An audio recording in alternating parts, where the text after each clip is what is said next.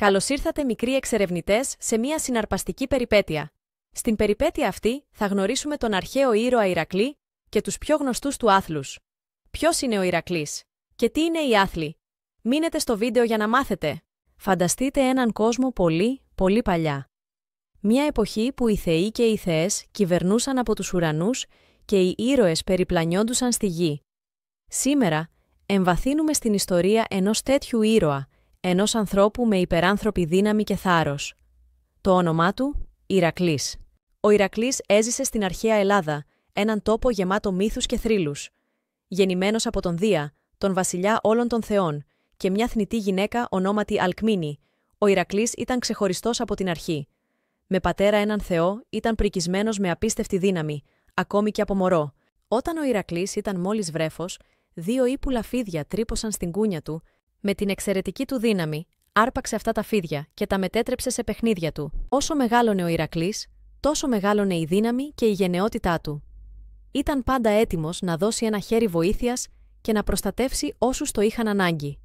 Αλλά ο Ηρακλής δεν ήταν απλά δυνατός. Ήταν επίσης γνωστός για τη γρήγορη σκέψη και το έξυπνο μυαλό του. Τώρα, ίσως αναρωτιέστε τι έκανε τον Ηρακλή τόσο διάσημο. Λοιπόν, έφερε εις πέρας 12 τεράστιες εργασίες, γνωστές ως οι 12 άθλοι του Ηρακλή. Αυτές δεν ήταν συνηθισμένες δουλειές. Ήταν άθλοι τόσο δύσκολοι, που θα έκαναν ακόμα και τους πιο γενναίους να ανατριχιάσουν. Ο πρώτος του άθλος, να νικήσει το λιοντάρι της Νεμαίας, ένα θηρίο με τόσο σκληρό δέρμα, που κανένα βέλος δεν μπορούσε να το διαπεράσει. Αλλά ο Ηρακλής, με τη δύναμη και την εξυπνάδα του, κατάφερε να νικήσει το θηρίο, χρησιμοποιώντας τα γυμνά του χέρια.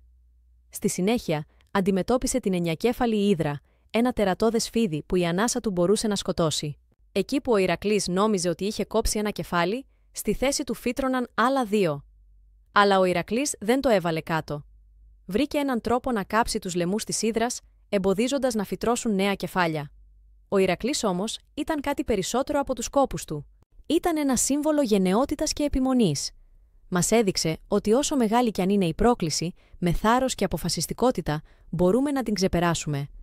Μας δίδαξε τη σημασία του να βοηθάμε τους άλλους και να υπερασπιζόμαστε το σωστό. Στο τέλος, ο Ηρακλής έγινε θεός, ζώντας αιώνια ανάμεσα στα αστέρια ως αστερισμός. Ακόμη και σήμερα, μπορούμε να κοιτάξουμε τον νυχτερινό ουρανό και να δούμε τον Ηρακλή, θυμίζοντάς μας την απίστευτη δύναμη και γενναιότητά του.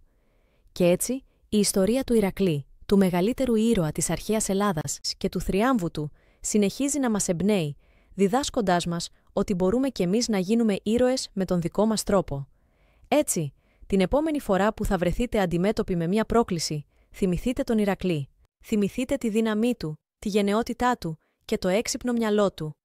Και το πιο σημαντικό, θυμηθείτε ότι, όπως ακριβώς ο Ηρακλής, μπορείτε κι εσείς να ξεπεράσετε κάθε εμπόδιο που θα βρεθεί στο δρόμο σας. Θυμηθείτε, κάθε ήρωας έχει μια ιστορία. Και αυτή, φίλοι μου, είναι η θρυλική ιστορία του Ηρακλή.